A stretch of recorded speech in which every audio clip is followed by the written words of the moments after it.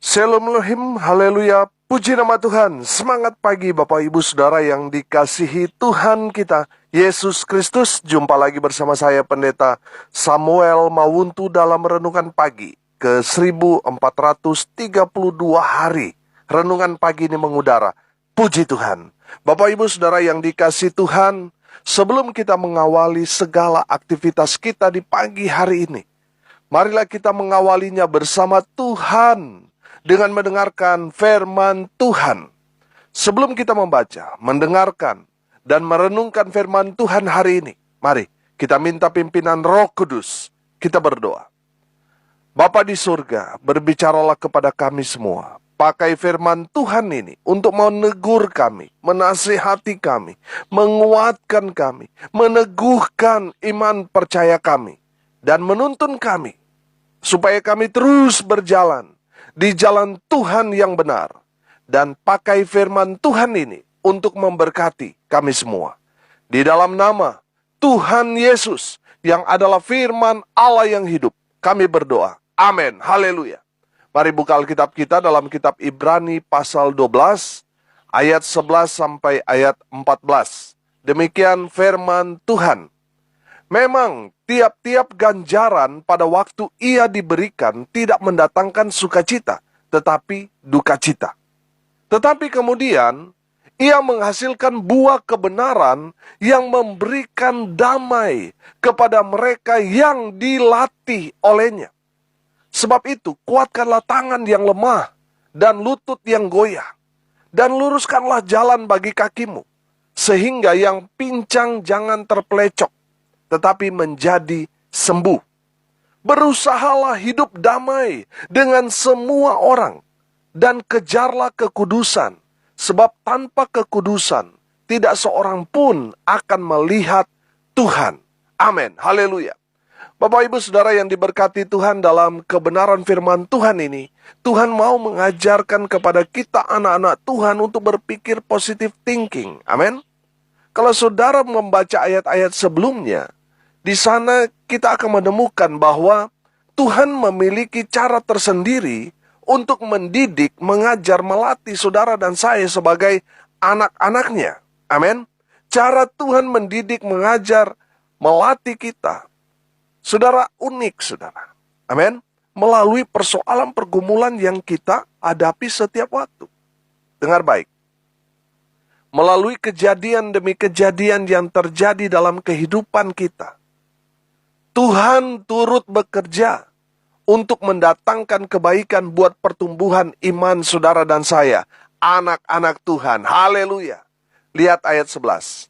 Memang tiap-tiap ganjaran pada waktu ia diberikan tidak mendatangkan sukacita, tetapi duka cita.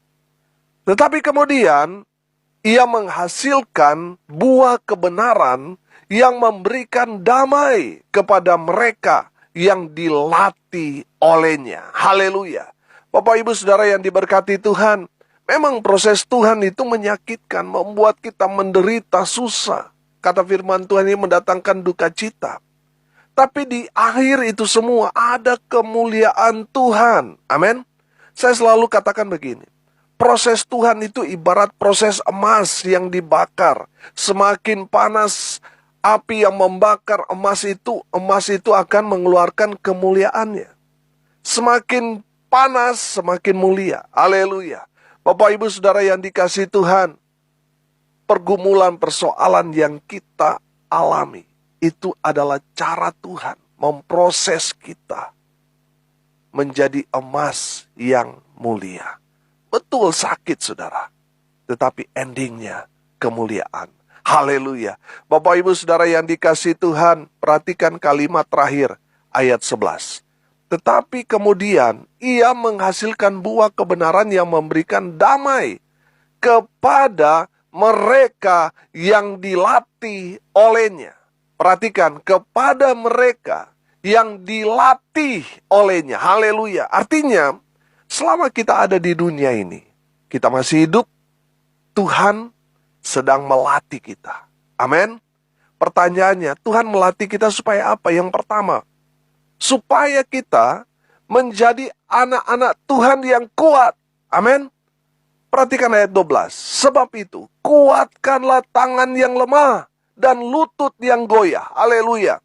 Bapak Ibu Saudara yang diberkati Tuhan, Tuhan melatih kita melalui persoalan, pergumulan yang terjadi dalam hidup kita, supaya kita menjadi anak-anak Tuhan yang kuat.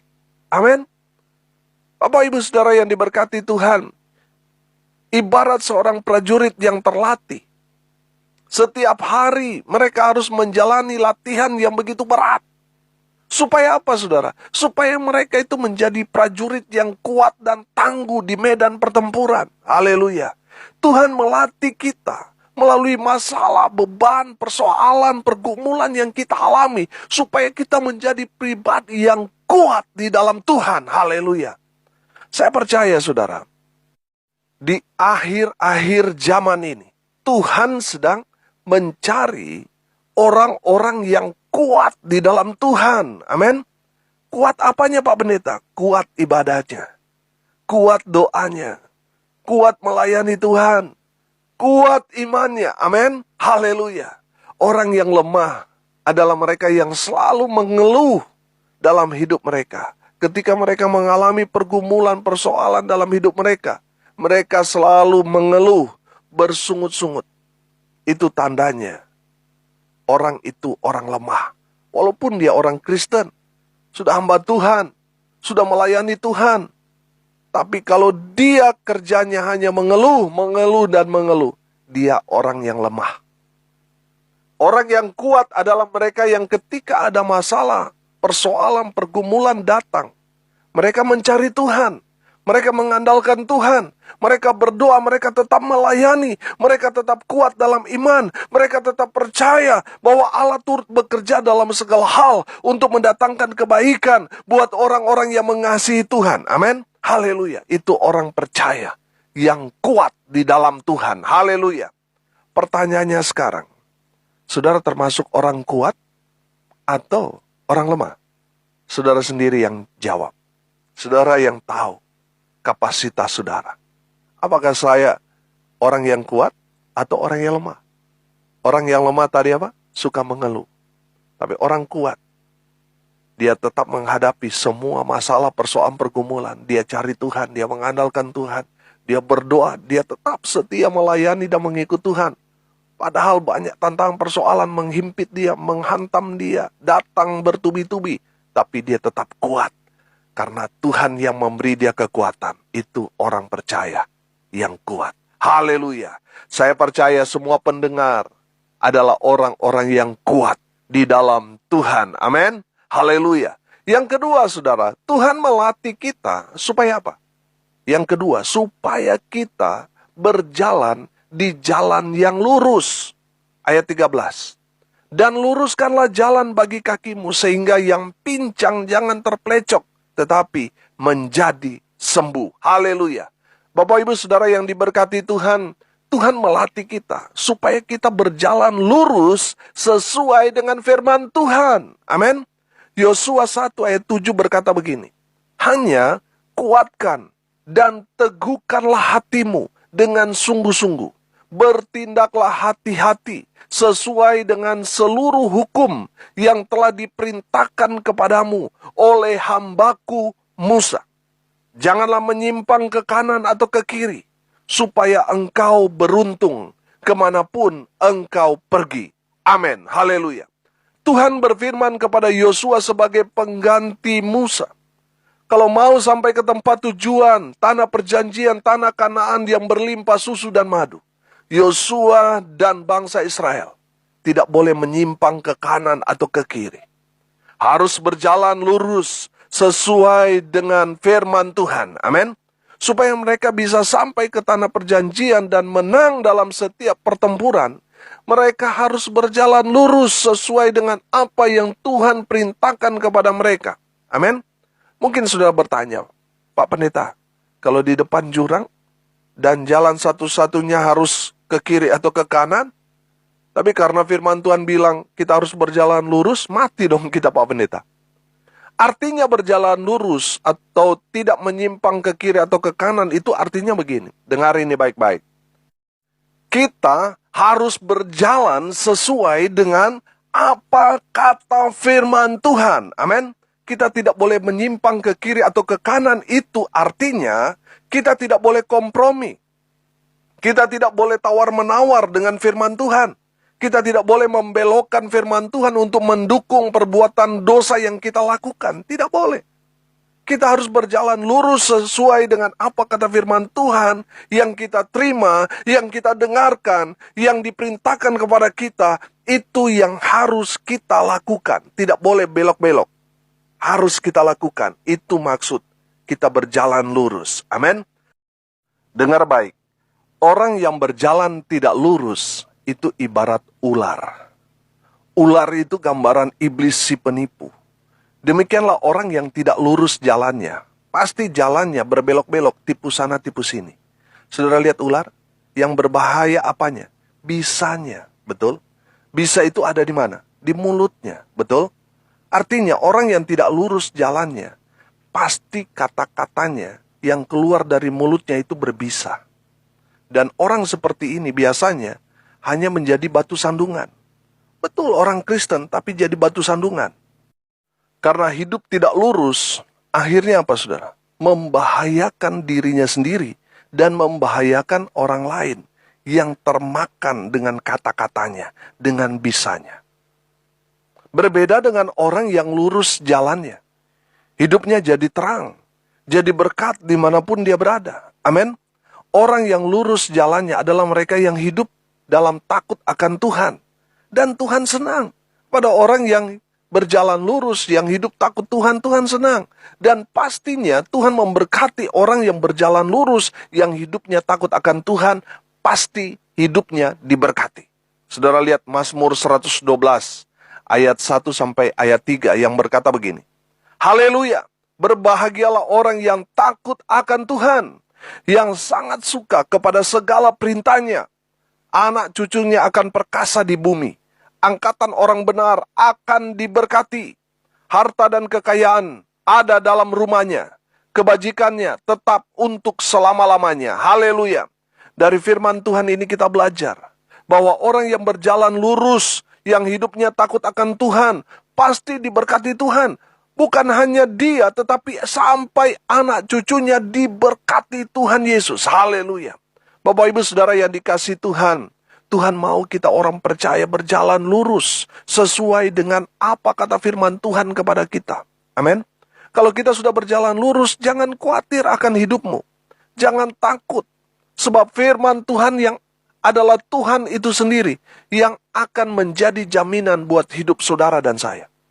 Amin. Tuhan sedang melatih kita supaya menjadi orang yang berjalan lurus. Artinya hidup takut akan Tuhan, hidup dalam kebenaran, jujur, dan berintegritas. Amin. Haleluya. Bapak Ibu Saudara yang dikasihi Tuhan, dengar baik. Selama kita ada di dunia ini, Tuhan sedang melatih kita untuk menjadi pribadi yang berjalan lurus sesuai dengan firman Tuhan. Haleluya. Yang ketiga, saudara, Tuhan melatih kita supaya apa? Supaya kita hidup dalam kesucian, kekudusan. Saudara lihat ayat 14. Berusahalah hidup damai dengan semua orang dan kejarlah kekudusan. Sebab tanpa kekudusan, tidak seorang pun akan melihat Tuhan. Haleluya. Bapak Ibu Saudara yang diberkati Tuhan, Tuhan mau kita menjaga kesucian hidup kita. Menjaga hati kita supaya tidak dicemari, tidak dikotori. Saudara yang dikasihi Tuhan, Tuhan mau kita itu menjaga hati kita, hidup kita. Supaya tidak dikotori dengan kebencian, amarah, sakit hati, dendam, dan lain sebagainya. Tuhan mau kita hidup bersih. Tuhan mau hati kita bersih, suci, tanpa celah. Amin. Makanya firman Tuhan ini berkata, berusahalah untuk hidup damai dengan semua orang. Jangan cari-cari perkara, jangan cari-cari musuh, saudara. 1 Yohanes 3 ayat 15 berkata begini. Setiap orang yang membenci saudaranya adalah seorang pembunuh manusia. Dan kamu tahu bahwa tidak ada seorang pembunuh yang tetap memiliki hidup yang kekal di dalam dirinya. Amin. Bapak, Ibu, Saudara yang dikasihi Tuhan, dengar baik. Kalau Anda membenci saudara Anda, itu dosanya sama seperti dosa seorang pembunuh. Perhatikan ayat tadi katakan, tidak ada seorang pembunuh yang tetap memiliki hidup yang kekal di dalam dirinya. Amin.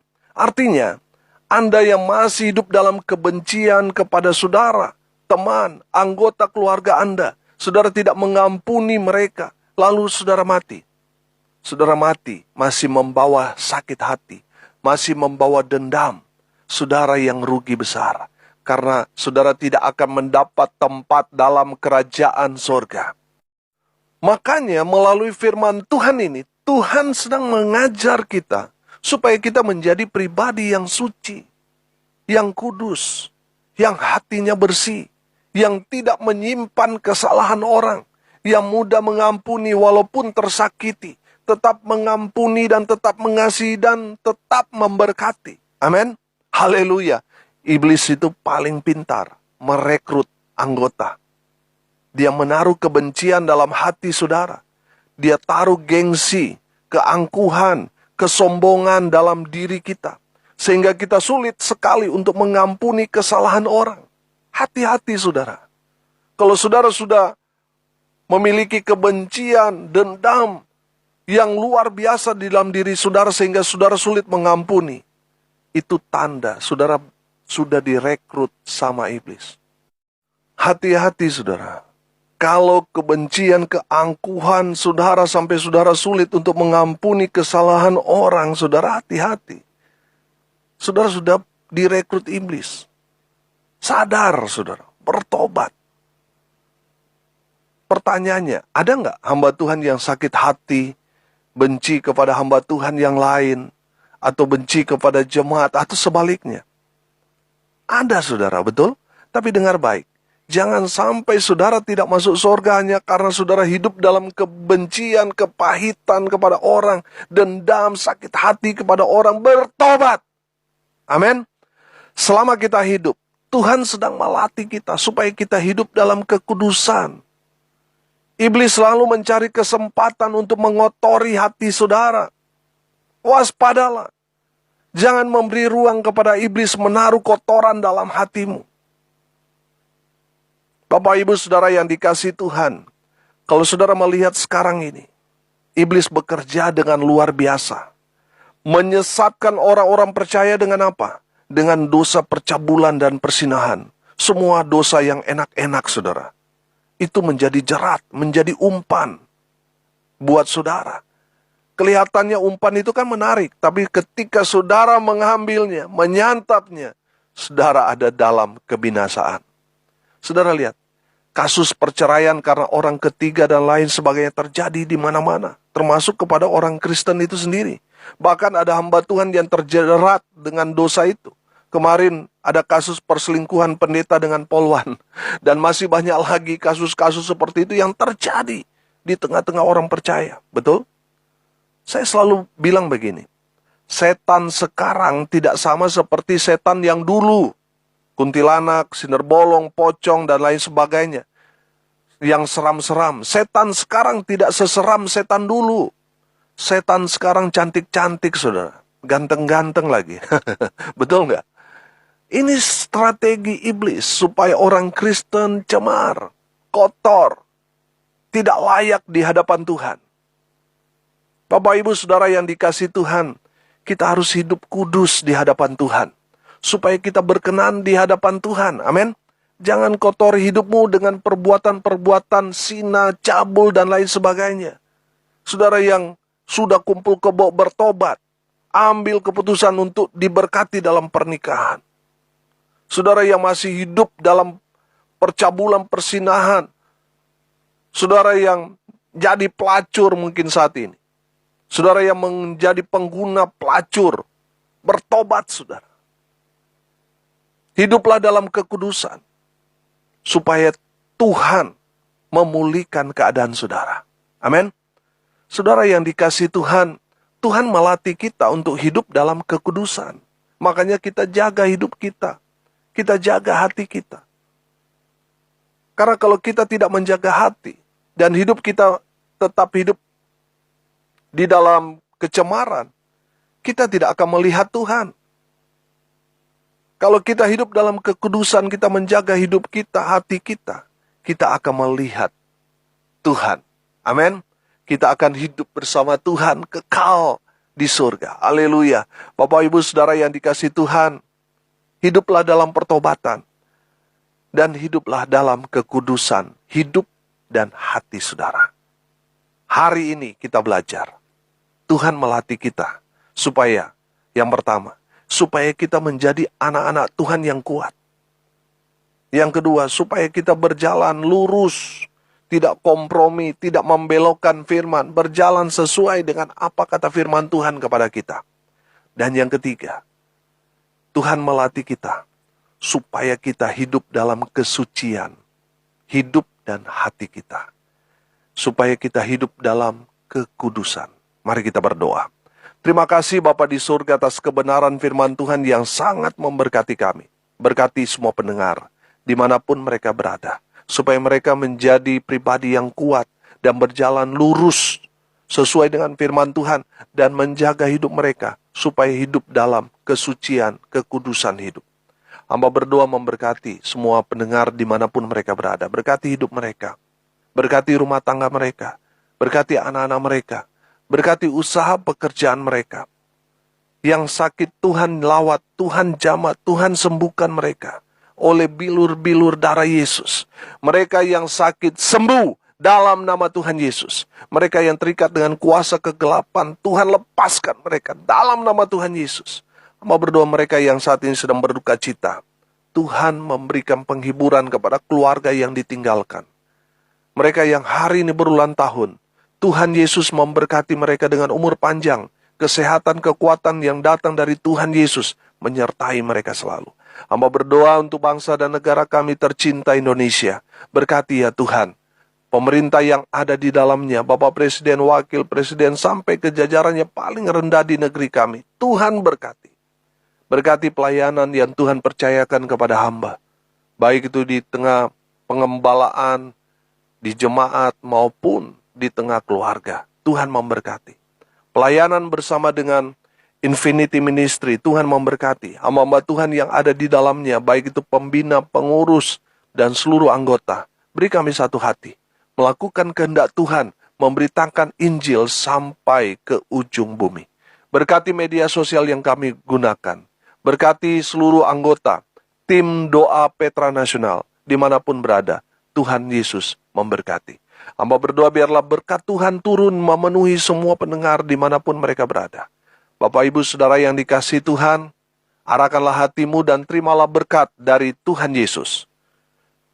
Tuhan memberkati engkau dan melindungi engkau. Tuhan menyinari engkau dengan wajah-Nya dan memberi engkau kasih karunia. Tuhan menghadapkan wajah-Nya kepadamu dan memberi engkau damai sejahtera. Di dalam nama Tuhan Yesus, yang adalah sumber segala berkat. Bapak Ibu Saudara yang percaya dijamah Tuhan, dilawat Tuhan, disembuhkan, dipulihkan, diberkati Tuhan Yesus, katakan, amin. Puji Tuhan. Bapak Ibu Saudara yang dikasihi Tuhan, kalau saudara merasa diberkati melalui renungan pagi ini, bagikan juga kepada saudara-saudara yang lain, agar mereka juga diberkati. Karena untuk itulah kita dipanggil, untuk jadi berkat. Kalau saudara mau konseling, mau sharing, mau didoakan, saudara bisa japri WA saya di 081 337 491 360. Saya bersama tim doa Petra Nasional akan berdoa buat saudara. Saudara yang mendengar kabar baik ini melalui media sosial dari Infinity Ministry, saudara bisa menghubungi tim doa di sana di 081 237 247 340. Saudara yang mau dilayani konseling, saudara bisa menghubungi layanan konseling keluarga Infinity Ministry di nomor 08191301583 kali. Ada hamba-hamba Tuhan di sana yang siap melayani saudara. Salam kasih dari Bali, saya Pendeta Samuel Mauntu. Sampai jumpa besok pagi. Tuhan Yesus memberkati kita semua. Haleluya.